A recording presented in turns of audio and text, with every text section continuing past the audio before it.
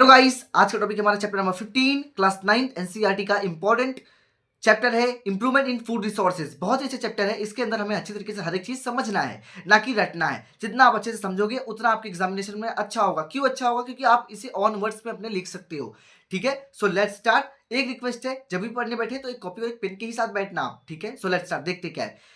And cereals provide a carbohydrates. जितने भी cereals में क्या क्या क्या, wheat, rice, millets and sorghum, ये हमें कार्बोहाइड्रेट्स प्रोवाइड करते हैं। पल्सेस मतलब कि दाल, जैसे कि ग्राम्स, पीस एंड लेंटीन मतलब मसूर, provides as a protein. Pulses क्या देते हैं? प्रोटीन देते हैं। सीरियल्स क्या देते हैं? कार्बोहाइड्रेट्स देते हैं। ये सारे एमसीक्यूज के अंदर आ सकते हैं और ये इंट्रोडक्शन है एनसीईआरटी का।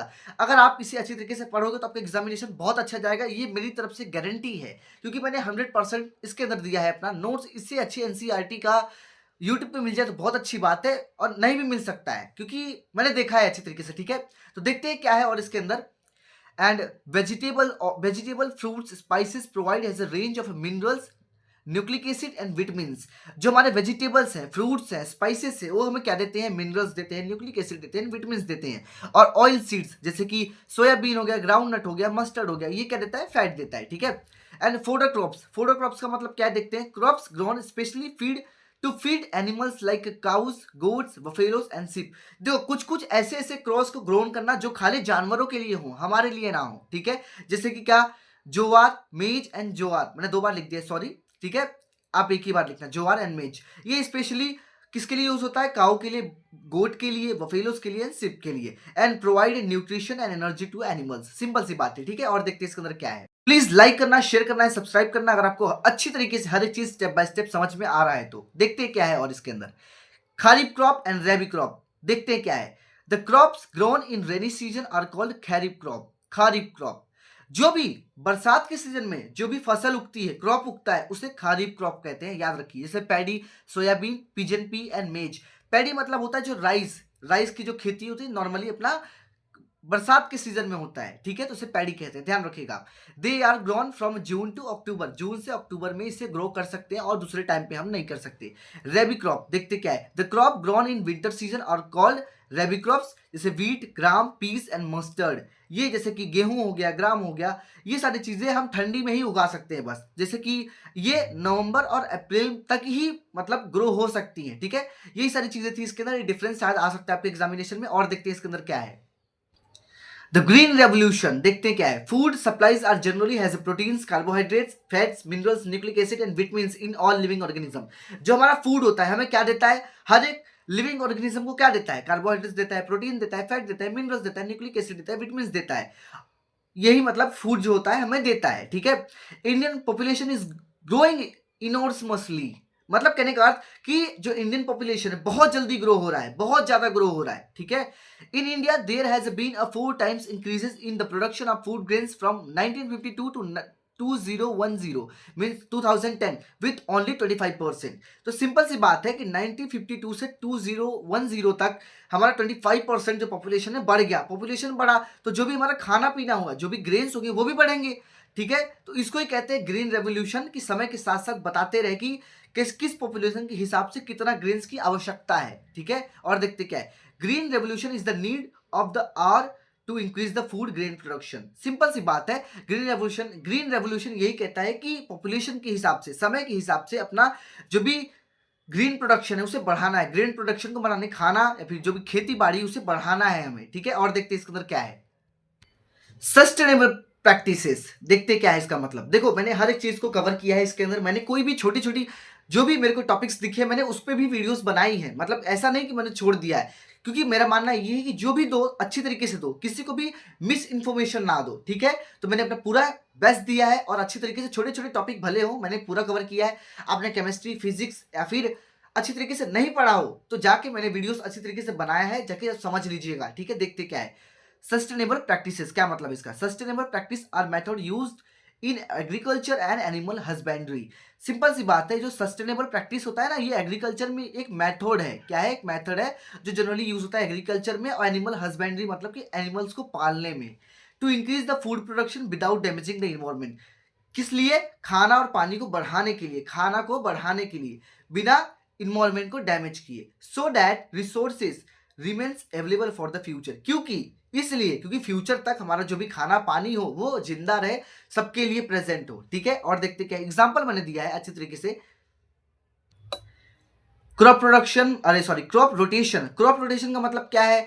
Growing different different crops in the same field in the different seasons. Simple सी बात है, डिफरेंट क्रॉप्स को लगाना एक ही फील्ड में डिफरेंट सीजन में। जैसे कि आपने देखा होगा कि खेत में, एक ही खेत में कहीं एक सीजन पे चावल का लगता है, किसी गर्मी के सीजन में वो वीट का लगता है। सिंपल सी बात है, मतलब ठंडी के सीजन में। ठीक है, और देखते क्या है मिक्स्ड क्रॉपिंग, मतलब क्या? ग्रोइंग टू और मोर क्रॉप्स टुगेदर, एक ही फील्ड में दो या दो से ज्यादा मतलब क्रॉप्स लगाना। जैसे कि हमने देखा है सब्जी या फिर फ्रूट्स वगैरह हो गए तो ये ऐसे ही लगती हैं। यूज्ड एन ऑर्गेनिक मैनर, मतलब कि हमें ऑर्गेनिक मैनर में हमेशा हर एक चीज को यूज मतलब कि यूज करना है। क्या है देखते हैं, use of composed green manure animal dung. Simple सी बात है कि जो भी हम खेत में यूज करें उसे मतलब नेचुरली ऑर्गेनिकली करें, मतलब कि जैसे एनिमल डंग मतलब जैसे कि गाय का गोबर हो गया, और जो भी यूज करें वो भी ओरिजिनल हो। ठीक है, ओरिजिनल मतलब क्या? ऑर्गेनिक हो। ऑर्गेनिक मतलब क्या भैया? कि उसके अंदर पेस्टिसाइड्स कोई भी केमिकल यूज ना हो, जितना हो सब नेचुरली ही हो। ठीक है, और देखते क्या है water management, efficient irrigation methods like sprinkle irrigation, मतलब कि एक अच्छी तरीके से पानी वानी देना जिससे कोई दिक्कत ना हो। प्रिवेंट वाटर लिंकेज, और देखते क्या है अब क्लासिफाइड इनटू जो ये है सस्टेनेबल प्रैक्टिसेस, और इसे तीन भागों में क्लासिफाइड किया गया है। क्या क्या है? Crop varietal improvement, crop production improvement, crop protection improvement. अब हम पढ़ेंगे क्रॉप वेरिएंटल इंप्रूवमेंट के बारे में अच्छी तरीके से डिटेल में, हर चीज को डिटेल में हम समझेंगे। देखते हैं क्या है क्रॉप वेरिएंटल इंप्रूवमेंट। क्या है देखते हैं। Crop varietal improvement refers to development of new crops varieties with better characteristics in order to increase food production and quality. Simple सी बात है, इसका मतलब यही है कि हमें नए नए क्रॉप्स को मतलब क्या करना है, लगाना है जिस अच्छे कैरेक्टरिस्टिक्स में। नए नए क्रॉप्स हम जब लगाएंगे तो इससे क्या होगा, फूड प्रोडक्शन जो बढ़ेगा और क्वालिटी बढ़ेगा। कहने का अर्थ ये है कि जो भी क्रॉप्स है ना हमारा, उन्हें एक अच्छी तरीके से कैरेक्टरिस्टिक्स, बेटर कैरेक्टरिस्टिक्स के साथ हमें लगाना है जमीन के अंदर, जिससे हमारा फूड प्रोडक्शन बढ़ेगा और उसकी क्वालिटी भी बढ़ेगी। ठीक है, और देखते क्या है this is done by selecting and breeding plants with desirable trends. Simple सी बात है, इसे हम सिलेक्ट करते हैं ब्रीडिंग प्लांट से। ब्रीडिंग प्लांट्स मतलब कि दो प्लांट से मिलकर एक प्लांट बनना। ब्रीडिंग मतलब कि कुछ कुछ आते हैं, आप गूगल कर लेना ब्रीडिंग प्लांट्स का मतलब क्या होता है। ब्रीडिंग प्लांट्स जनरली बहुत ही यूजफुल होते हैं आज के जमाने में। ये मतलब कि कम फसल में बहुत अच्छा मतलब प्रोडक्शन देते हैं, जिनके कहते हैं ब्रीडिंग प्लांट्स। ठीक है, और देखते हैं क्या है अब इसके हम थोड़े बहुत पढ़ेंगे। जो ये 5 नंबर में आ सकता है ये फिक्स है, क्रॉप वेरिएंटल इंप्रूवमेंट, ध्यान रखिएगा आप। ये 5 नंबर्स में एग्जामिनेशन में आता है, तो प्लीज इसे आप अच्छी तरीके से पढ़ना। ठीक है, और देखते क्या है हायर फील्ड। अब इसके अंदर कुछ कुछ कैरेक्टरिस्टिक्स हैं, 5 कैरेक्टरिस्टिक्स हैं जो हम देखेंगे अच्छी तरीके से। ठीक है, हायर फील्ड का मतलब क्या है देखते हैं। New varieties are develop to produce more food per Hector.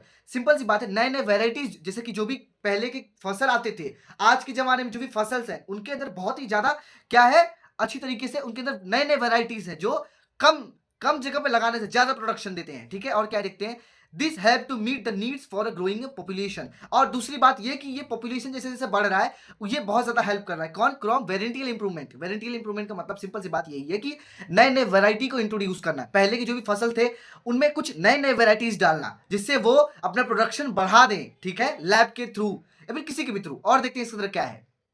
अब आता है improved quality. Crops with better nutritional value, taste and storage quality are developed. Generally क्या हुआ, अब जो क्रॉप्स अब आ रहे हैं उनकी न्यूट्रिशन वैल्यू बहुत ज्यादा है। पहले के जमाने में अब 1 किलो आटा खाते उसमें न्यूट्रिशन कम मिल रहा था, लेकिन आज के जमाने में 1 किलो आटा खाओगे तो न्यूट्रिशन ज्यादा मिलेगा। ऐसा कहने को है, बुक में लिखा है, लेकिन ऐसा सचमुच नहीं है। ठीक है, बुक में लिखा है तो पढ़ाना पड़ रहा है, लेकिन अभी के टाइम पे उतना नहीं, क्योंकि अब तो केमिकली बहुत ज्यादा प्रोड्यूस हो रहे हैं, तो केमिकल के थ्रू, पेस्टिसाइड्स के थ्रू जो वैल्यू है न्यूट्रिशन की वो घट रही है। लेकिन बुक में लिखा था तो मैंने लिखा है एनसीईआरटी में। ठीक है, और देखते हैं क्या है। जैसे एग्जांपल दिया मैंने, protein rich pulses are boiled rich seeds. और देखो मैंने लिख दिया है एग्जांपल्स। और देखते हैं क्या है रेजिस्टेंस टू बायोटिक स्ट्रेसेस। अब देखते हैं बायोटिक स्ट्रेसेस बढ़ाने का मतलब क्या है। देखते हैं biotic stresses included disease, insects and pets. Biotic stresses का मतलब देखो सिंपल सी बात यही है कि जो भी फसल्स आती है उनके अंदर इंसेक्ट आके हमला कर देते हैं या फिर उनको बीमारी लग जाती है, तो जिससे क्या होता है फसल कम हो जाता है, फसल की जो भी प्रोडक्शन होता है कम होता है, वो डैमेज हो जाता है। और क्या देखते हैं disease resistance varieties reduce crop loss and need for pesticides. तो इसीलिए जो पेस्टिसाइड्स हम जब डालते हैं किसके पास, क्रॉप्स के अंदर, जो भी पेस्टिसाइड हम डालते हैं तो क्या होता है, क्रॉप प्रोडक्शन लॉस नहीं होता है, बढ़ता है, जिससे हमें ये फायदा होता है कि क्रॉप का जो भी प्रोडक्शन है वो बढ़ जाता है। ठीक है, लेकिन उसका न्यूट्रिशन वैल्यू कम हो जाती है क्योंकि पेस्टिसाइड्स है, केमिकल है, हमारे लिए हार्मफुल है।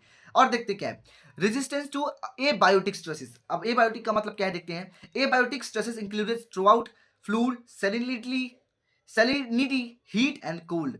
सिंपल सी बात है, देखो आजकल क्या होता है कि जो भी क्रॉप्स होते हैं ना, गर्मी के समय में तो ठंडी हो जा रही है, जिसकी वजह से जो भी क्रॉप्स हैं वो खराब हो जाते हैं। क्या हो रहा है कि इन्वायरमेंटल चेंज के कारण, कि जैसे देखो कोई कोई क्रॉप्स होते हैं जिनको गर्मी में ही हम पैदा कर सकते हैं, कुछ कुछ को हम बरसात में पैदा कर सकते हैं, लेकिन आज के ज़माने में ऐसा नहीं है। हम उसे बरसात में भी कर सकते हैं, गर्मी में भी कर सकते हैं, वही इसके अंदर लिखा है, ठीक है। Stresses tolerant crops grow better in in favourable condition. तो सिंपल सी बात है, यही सारी चीजें इसके अंदर लिखी गई है, इसे आप रट लीजिए, बस मैंने वो बता दिया है। और इसके अंदर क्या था और देखते हैं क्या है। Change change in maturity duration. अब क्या हुआ आप देखते हैं, early maturity varieties reduce crop duration. पहले क्या होता था कि 2 महीने का जो फसल होता था 4 महीने में होता था, जिसकी वजह से क्या होता था कि खाने की थोड़ी कमी पड़ जाती थी। लेकिन अब नहीं हो रहा है, क्योंकि जिस टाइम पे हम लगा रहे हैं उससे जल्दी ही हमारा जो क्रॉप है मतलब दे रहा है प्रोडक्शन, जो भी फसल है जल्दी उग जा रहा है, ठीक है। This allows farmers to grow multiple crops in year. इससे क्या हो रहा है कि मल्टीपल क्रॉप्स हम एक ही जमीन पे 2 या 2 से ज्यादा क्रॉप्स लगा सकते हैं। और देखते क्या है, वाइडर एडेप्टिबिलिटी। वाइडर एडेप्टिबिलिटी का मतलब देखते हैं क्या है, varieties are develop that can grow in different climate and soil condition. Generally क्या हो रहा है ना, आज के जमाने में जो भी क्रॉप्स हैं डिफरेंट डिफरेंट सॉइल्स में भी उग जा रहे हैं। पहले ऐसा नहीं होता था, ब्लैक सॉइल में ब्लैक ही वाले होते थे, ग्रीन सॉइल में ग्रीनी वाले होते थे, लेकिन अब ऐसा नहीं है। डिफरेंट डिफरेंट कंडीशन में, डिफरेंट डिफरेंट क्लाइमेट में, डिफरेंट डिफरेंट सॉइल में अब जो भी क्रॉप्स हैं वो सर्वाइव कर रहे हैं और प्रोडक्शन भी दे रहे हैं, ठीक है।